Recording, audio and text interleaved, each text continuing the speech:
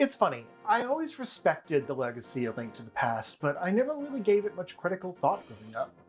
Some people would say it's their favorite game of all time, and at the time of its release, it was an impressive evolution of the Zelda formula, especially coming off of the weirdly experimental Zelda 2. I should mention here that this is part of my official Zelda retrospective, so I suggest watching the videos on Zelda 1 and 2 first, if you haven't already. But anyway, despite the next generation leap blowing my mind as a kid, it's just a game that never stuck with me long term.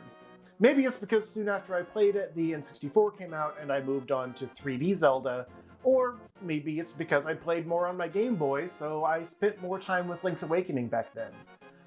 Whatever the reason, Link to the Past, to me, was just another Zelda game. It's objectively the game that defined the series, and I love the ways it still took risks with things like the Dark World, while also bringing the series back to the roots of the first game. But when I think of my favorite moments in the Zelda series, I'm not sure any of them take place in this game. It would make it on a list of games with the worst dungeons in the series, though. But more on that later. All that said, I don't mean to be harsh to this game. I'm just setting the stage for the fact that I've never thought about critically analyzing this game before. But honestly, as an adult, I've gained a newfound appreciation for the game, largely through the plethora of options for randomizers and ROM hacks that use Link to the Past as their base. That means I can come at this game from a bit of a different angle. Not so much nostalgia, like when I gushed over Super Metroid, but analyzing what about the game design makes it so versatile that people are still so drawn to it. And I'll talk a little bit about how randomizers made me love this game more.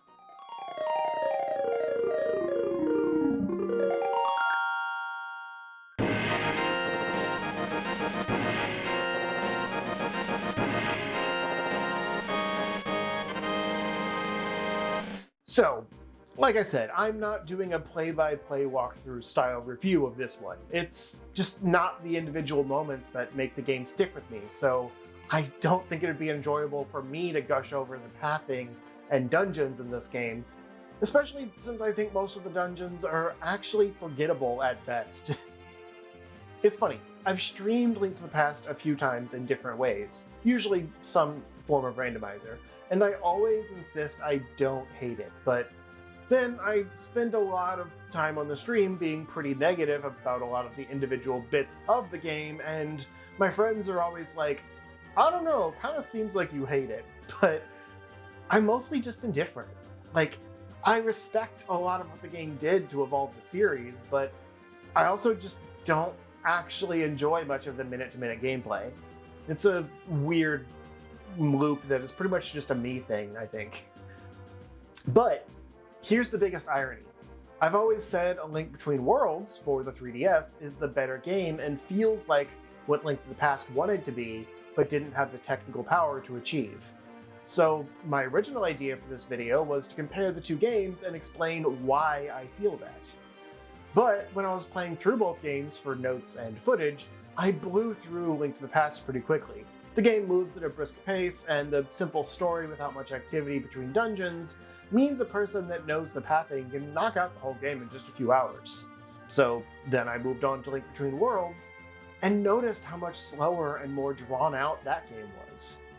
And while the dungeon puzzles and overworld progression were much stronger, I ended up losing interest and moved on to a different video project instead. And this was like the last time I was going to do Zelda gear, not this current retrospective. I've had a totally different series of distractions this time. But all that is to say that I think one of Link to the Past's biggest strengths is its brevity. If there's a specific area you don't really like, it probably won't take that long to get through, so you can quickly move on to something better, whereas a lot of more modern Zelda games can really drag. Yeah, I'm looking at you, Intro to Twilight Princess, and Intro to Skyward Sword, and Intro to Wind Waker. Man, the tutorial sections of the 3D games are not very good, huh? Anyway, while I do have my fair share of complaints about Link to the Past, mostly its dungeons, I also don't really have any issue actually getting through them and moving on to the things I like more. Except the Ice Palace. That one is a chore because it's so easy to get lost, and that stupid infamous block makes you have to wrap around half the dungeon again if you miss what you need for progress, or have that one colored switch set to the wrong color. Before, I actually always said that the Skull Palace was the worst Zelda dungeon ever made, but on my last run through the game, I think the Ice Temple surpassed it. And it's so much worse on randomizers, where you might not have the keys needed to cut down on the backtracking, so you're going around extra because you have certain doors locked that normally wouldn't be. They fixed this stupid dungeon flaw in the GBA port, but let's be honest, no one chooses to play that version over the SNES original. The lower resolution and sound quality just kill it. Sorry, I know this video is jumping around a lot, but that's because my thoughts on this game are scattered. I don't see it in order because for the last few years I've almost exclusively played it randomized, usually paired with Super Metroid and one of my favorite mods of all time. So I want to get back to that, because aside from brevity, I truly think the simplistic game design is the game's biggest strength. It doesn't beat the player over the head with annoying side quests or unskippable cutscenes. The items are fairly straightforward, and at the time revolutionized the genre, with new traversal options like Pegasus Boots and the Hookshot, allowing Link to navigate the world in all new ways. And the dungeon bosses are well designed, but mostly simple to fight once you understand how to use the dungeon's item on them. Or, in some cases, just cheese them to death because the item doesn't do much, like Hera's Tower with the Moon Pearl and the friggin' Moldorm boss. The bane of my existence as a kid before save states were a thing to reset my location if I fell in a hole. Sorry, distracted again. But especially compared to other games on the SNES, it was pretty unique in the action-adventure game genre. There were some that were similar in that you attacked enemies and used a few different powers to solve simple puzzles, like Soul Blazer, for example, but they were still pretty limited by comparison, and most were even simpler than that, like the top-down hack and slashers such as Secret of Mana, or the more traditional puzzle platformers like Goof Troop. It was the first one that came to my mind, but I stand by it. Goof Troop was dope. Link to the Past, on the other hand, had a world that changed and evolved as you made progress. It didn't change a lot, but still, you did have an effect on the world around you, like how draining the water down in the swamp area would give you access to a heart piece. And then if you came back in the Dark World, you could drain the swamp and give you access to a whole new dungeon in that same spot. Or how, after you defeat the evil wizard Aghanim, the gate to the Hyrule Castle grounds becomes a portal to the Dark World, where the whole castle is replaced with Ganon's Pyramid, driving home the power his increasing corruption is influencing over the land. They're subtle changes, but they still make the world feel alive and dynamic in a way that few other games did back then. Honestly, the whole idea of swapping between two completely separate world maps was also pretty ambitious. There were games that toyed with similar ideas, like in Final Fantasy VI, when the world was destroyed and you spend the last act in the ruined world, but that game also released 3 years later and didn't have you actively switching back and forth between both worlds throughout the game.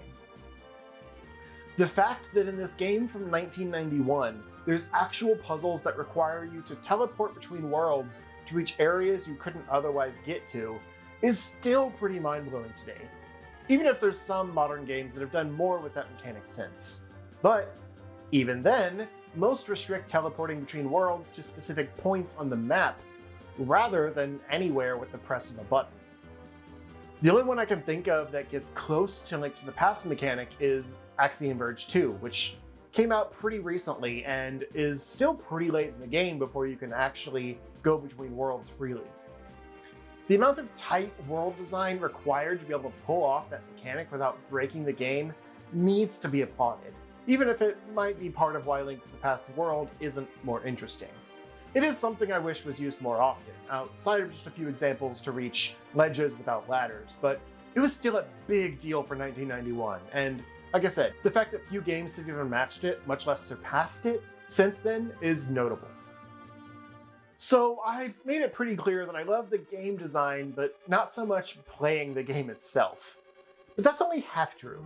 There are countless parts of the game I do dread going through though, and about 8 of them are dungeons. So, you know what? let's get that half out of the way. I'm probably being a little facetious saying I hate 8 of the game's dungeons, considering there's like 11 of them total, but I just don't think this game features any standout dungeons. Admittedly, that's true of all 3 games up to this point, and most of these are at least more mechanically interesting than the first 2 games, but I'm just referring to my view on the series as a whole, and that's an aspect that got a lot better after this game. Some of the dungeons in the next game, Link's Awakening, for example, are my favorite in this series. They just weren't quite fleshed out yet in 1991. I stand by that the worst 2 are Skull Woods and the Ice Palace. They're both just tedious and wrap around on themselves too much, causing you to constantly push the same switches and fight the same enemies to open locked doors. I still think Skull Woods is a little worse because of the Wall Masters that are a constant threat no matter how many times you kill them, so you're always just one misstep away from being taken out of the dungeon. There's multiple entrances, so it never takes you that far away, but it's still annoying if you're in the middle of a puzzle and have to go back into a room where the puzzle's reset. The fact that there's multiple entrances, though, just makes the dungeon hard to navigate because the map is barely useful, and you have to remember where each entrance is in the woods to get around as you grab more keys and open up new paths, some of which do connect the entrances together. The only kind of cool thing about this dungeon is how the dungeon's item, the fire rod, is used to open up the final entrance leading to the boss. But then the actual moth boss also sucks and is just super not fun, especially if you run out of magic mid-fight. So it's one brief moment of cleverness in a sea of shit. I hate that dungeon. Always have. The one in A Link Between Worlds is even vastly improved, but it's still the worst dungeon in that game. I kind of already covered the worst parts of the Ice Palace, but it's also just an eyesore. Every room is this indecipherable ice color to where everything blends together, but because the dungeon is such a maze, I regularly forget what way is correct because of how similar all the rooms look. And a lot of them lock the door behind you, so if you go the wrong way, you have to wrap around again. And it doesn't help that there's barely any interesting puzzles in this dungeon because the item you get is just the blue tunic. So in lieu of any item gimmick, it's just a bunch of one-way rooms with locked doors opened by defeating all the enemies.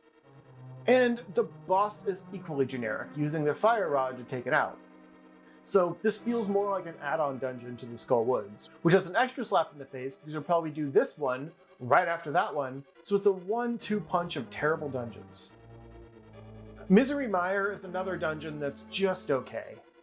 It has an interesting dungeon item in the Cane of Samaria, which can create blocks to press down switches, but the dungeon doesn't do much with the item, and it's obtained so late in the game that there's not many uses for it in the rest of the game either, outside of a weird use case in the final dungeon, Turtle Rock, where it creates platforms.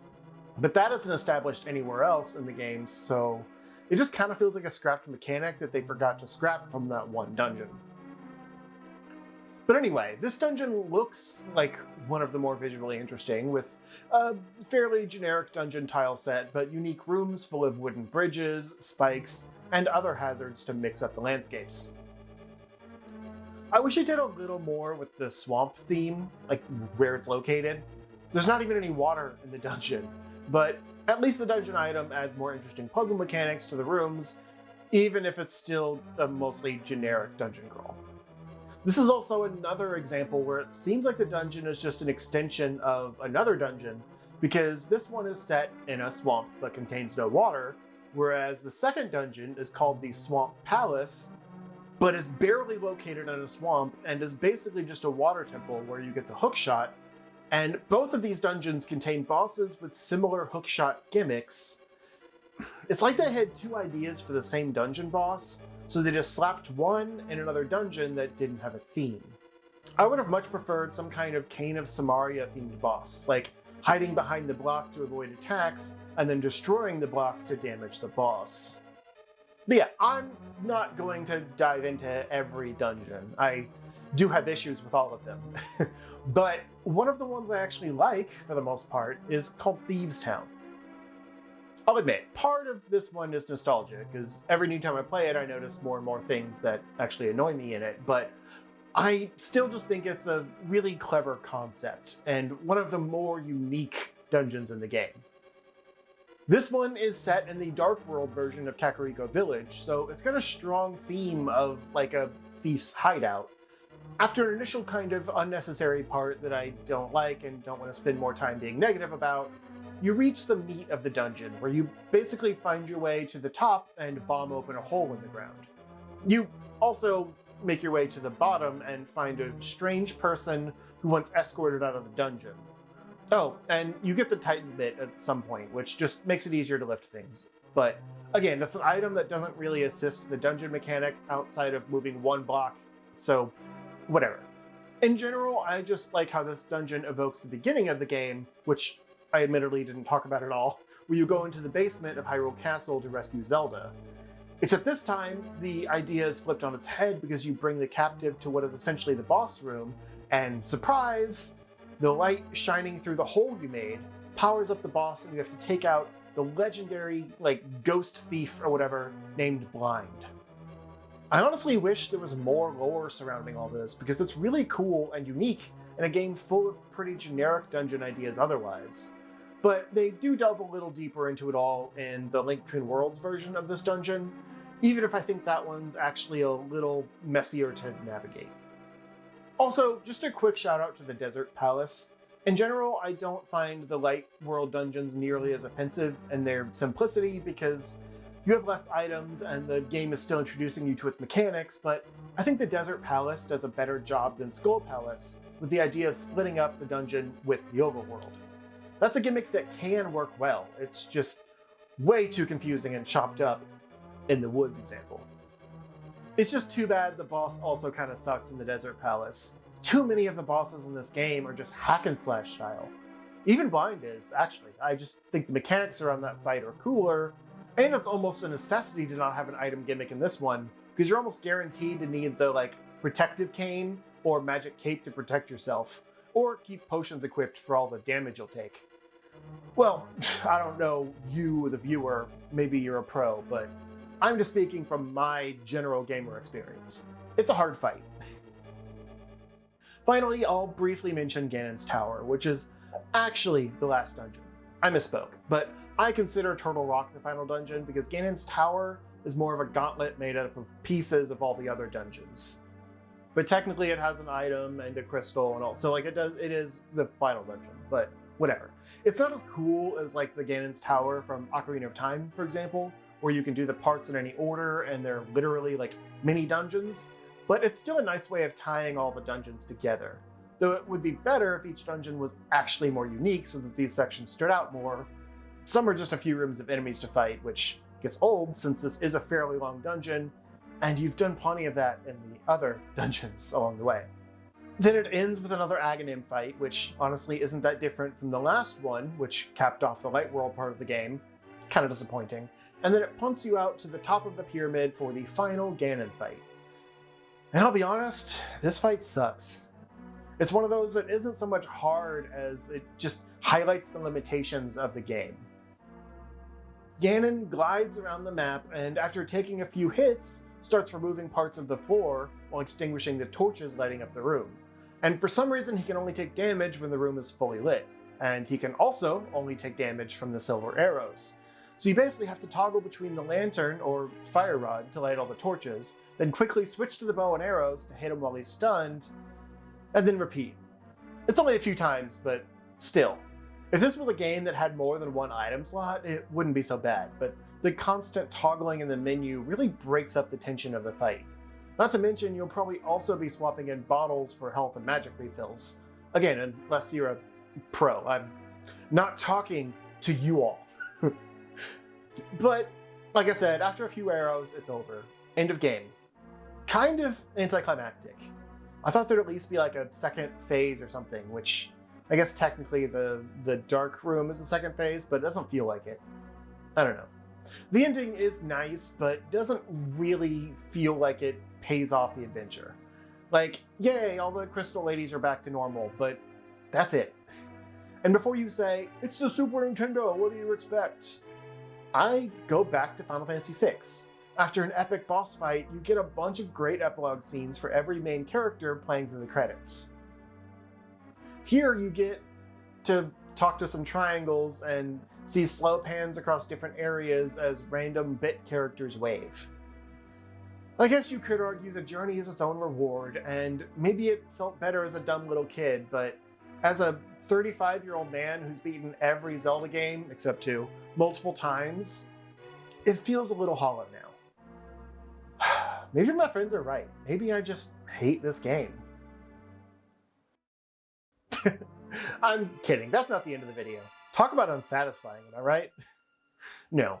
I want to conclude with some thoughts on the staying power of this game.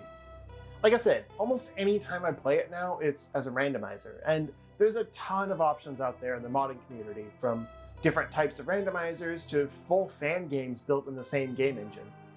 Some are better than others, of course, and some are downright weird, but I think the reason there's so much content surrounding this game still is because it's so easy to pick up and play, and the simplicity of its design also makes it interesting to modify. Honestly, some of the ROM hacks add some great modern features and much more interesting dungeon designs, even if most of them also up the difficulty unnecessarily and can be a little more vague in what's needed to progress. There's other options that basically just create a Link to the Past master quest with a mostly untouched world map and just reworked dungeons, similar to the second quest in Zelda 1, and there's some others that just bring some quality of life improvements and reworked graphics, but leave the actual game design alone. For example, much like the others in the series, this game also has a Redux mod, but its changes are much more subtle because this game doesn't need to be reduxed as much, so I didn't feel the need to mention it until now. One major change it makes, though, is to edit the Ice Palace to match the design from the GBA port, so it's still a godsend just for that one change. The rest is mostly modernizing certain terms in the script to match future titles, tweak graphics slightly, and some other changes that the GBA port addressed, like being able to break pots and collect items with your sword. It's nothing revolutionary, but it does make the game a little more accessible for modern players who aren't blinded by nostalgia and think the original was perfect as is. It's not. But personally, I mostly come back to this game over others because it's just quick and accessible fun. Like, if I'm thinking of a good Zelda randomizer to stream, for example, I can maybe do 2 streams of Link to the Past and potentially beat it, or be streaming Ocarina of Time for months and end up getting stuck because there's annoying side quests I don't want to do, like fishing, and end up having key items left behind them. I mean, I've run the Link to the Past / Super Metroid combo randomizer multiple times and haven't gotten tired of it, despite having both games almost memorized, because they're both so pick up and play and pair surprisingly well together. And the last time I did it, I beat both games in like 4 2-ish hour streams. It doesn't take long, and is just a modern comfort of mine. So yes, while I have my fair share of issues with Link to the Past, mostly in its dungeon designs, I also have a lot of respect and admiration for it and its legacy. I don't think it would breach my top 5 favorite Zelda games in the series, but it's also easily the one I've come back to the most. I'm also glad it's found new life in the fan community because I regularly look up what crazy new thing modders have done, from whole ROM hacks that feel like official sequels, to weird new randomizers that like mix up all the graphics and throw bosses in the overworld. It's always a delight to keep up on the modding circuit surrounding this game. Even if, yeah, I guess it's not a game I like that much. But stick around, because next time we'll be covering a game I actually like a lot more.